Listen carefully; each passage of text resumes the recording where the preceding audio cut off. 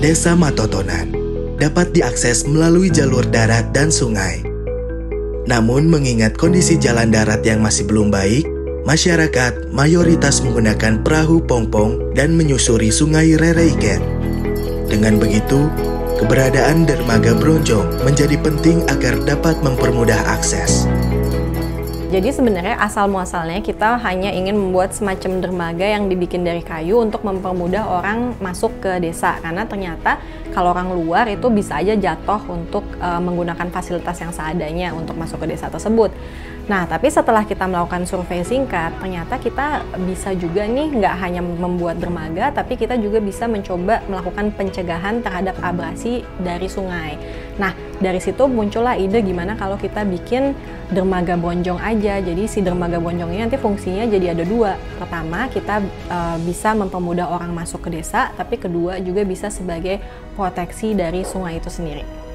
Proses pembangunan dimulai dengan pembersihan lokasi dan meratakan tanah yang dilaksanakan secara gotong royong bersama masyarakat. Jadi untuk membuat dermaga Bronjong sebenarnya materialnya hanya dua. Pertama kita butuh batu kali, kedua kita butuh semacam kawat ayam gitu. Nah, kedua-duanya tuh sebenarnya kita penuh tantangan.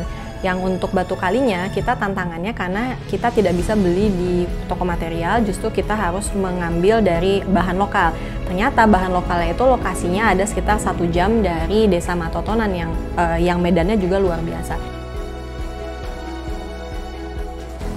Asalnya kita sebenarnya berpikir yang paling dapat banyak manfaat itu adalah orang dari luar desa. Ternyata warga desanya sendiri juga mendapatkan manfaat karena mereka kadang-kadang suka membawa barang-barang yang sangat berat dari sungai menuju desa. Nah, sekarang dengan adanya dermaga Bronjong, mereka tidak lagi ada resiko untuk jatuh ataupun mengalami kesulitan pada saat memopoh-mopoh barang menuju desa.